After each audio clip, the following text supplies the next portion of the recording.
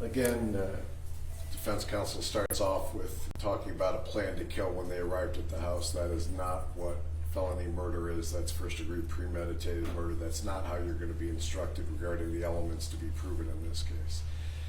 I would also say that there's a couple definitions that I maybe take issue with or need to be amended after this case has gone through. The first one would be forthcoming in describing the defendant's statement to the Oakland County Sheriff's detectives. What I heard, and I think it's only got little worth, but I don't think it was very forthcoming when he was talking to the detectives. If you recall, which I thought were the highlights of it, defendant says, when he's supposed to be forthcoming with the detectives, he says, "I never said I was there the second day. I never said I was there the second day when all the bad stuff happened." At that point, he's trying to portray himself as only being there on the 10th, where nothing really bad happened. That was forthcoming statement number one. Then you remember he was asked about Mr. Murray fighting back. There was no response to that question at all. Silence. He doesn't want to talk about what happened in the basement with Mr. Murray. And then, shocking, he says, when asked about hitting Mrs. Murray, he says, I don't recall hitting Mrs. Murray. That was another one of his forthcoming statements that he made to the police officers. And the final term that I would change is that this was an insurance policy for him, because what he had in that black bag was anything but an insurance policy for him. Now, there was a statement about his mask not being in place and there should be more blood on the defendant. More blood, we need more blood. Well, you hear from the first deputies on scene that they're reporting as a gunshot wound.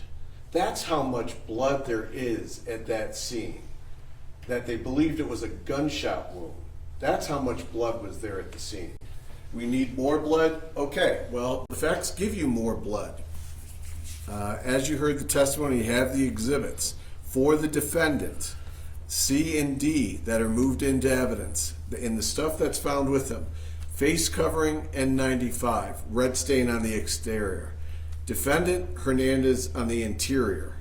Both victims on the exterior of that. Defense wants more blood? Okay, well, 7E, white t-shirt, which is into evidence before you. Swab both the inside and the outside. Defendant Hernandez on that 6XL t-shirt is in the interior. Victim Sam Murray is in the exterior of that exhibit. More blood still? We've already talked about it. Those black Nikes. But not only is there the blood of the victim on the outside of those shoes, the blood of the victim and his DNA is inside the shoe also. That's how intimately connected the defendant is with that bloody scene. And then finally, as we also discussed, 7G, the black gloves that were found on the defendant when they were stopped. Exterior victim of the victim. Interior is defendant Hernandez. Also interior is victim Linda Murray.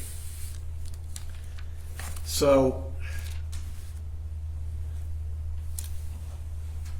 I guess the best response I can have about trying to have it both ways, I believe that was said at some point. At no point have I ever theorized that only one of the defendants obliterated Mr. Murray in that basement. I don't believe only one of those defendants had contact with him when this was occurring. I believe both defendants had contact with him down in that basement when he put up that struggle, because they have to disarm him. And disarming him first is probably one of the main priorities. But then he's attacked from the back and his head is bleeding.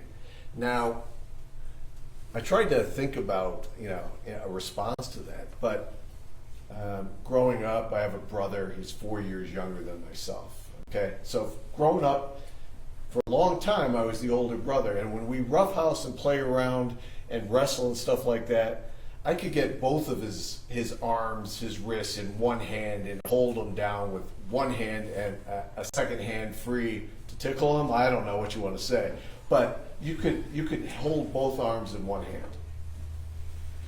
When he got older, I couldn't do that anymore. And if we were going to struggle, it would take a hand in each hand to do it. Now, Mr. Murray is a big guy. Mr. Murray is struggling.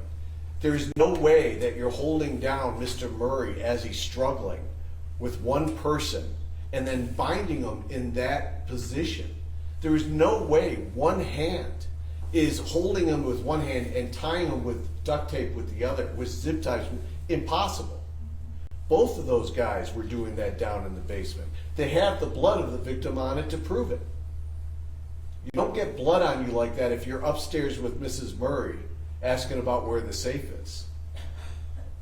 I believe the evidence has clearly shown that the defendant is guilty of charged of the murder and of the other 2 counts. I appreciate your time and attention. Thank you. Thank you.